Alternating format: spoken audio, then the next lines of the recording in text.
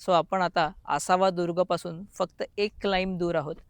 या गडाचा थोडासा इतिहास, बेसिकली ठाणे जिल्ह्यात हा परिसर पडतो आणि इथे पूर्वी फार मोठा व्यापार चालत असे.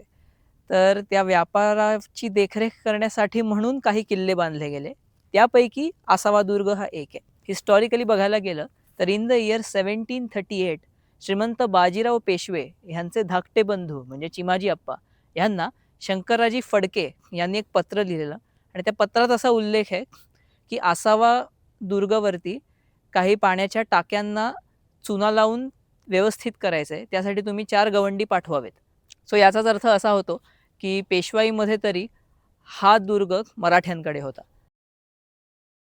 आणि इथे गड चढल्यावरच आपल्याला एक तोफ दिसते. इनफॅक्ट 2 तोफा दिसतात.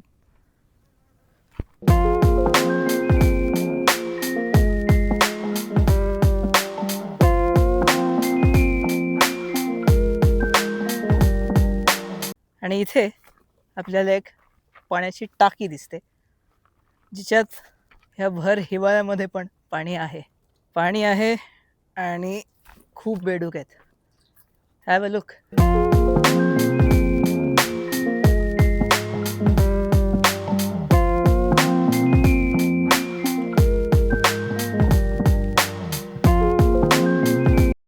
आणि इथे माझ्या मागे बांधीव टाके असा एक बोर्ड लागलाय आणि बघून असं वाटतं की ही एक स्टोरेज प्लेस असावी सामग्री स्टोअर करण्यासाठी. Have a look.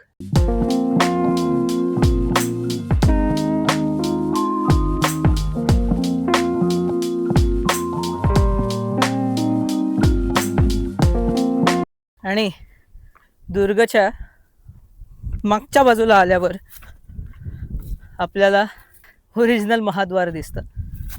सो आत्ता माझ्या मागे तुम्ही जे बघताय हे ओरिजिनल महाद्वार आहे. पण हा रस्ता चढण्यासाठी खूप कठीण असल्यामुळे आपण बारीपाडावाला इझीवाला रस्ता वापरतो. जो आणि ह्याच रस्त्याने आपण खाली गेलं तर आपल्याला नॅचरल गुहा मिळते. But that is not on my itinerary today. But you can explore it if you want to. But let me warn you, तो वाला रस्ता थोडासा टफ आहे. Let's have a look at the original महाद्वार. आणि महाद्वाराच्या थोडं बाजूला आलं की आपल्याला ओरिजिनल गडावर केलेल्या चढण्यासाठीच्या पायऱ्यांचे अवशेष दिसतात. हाय फुटेज बघा, यावरून तुम्हाला अंदाज येईल की ह्या एकेकाळी कोरीव नीट पायऱ्या होत्या.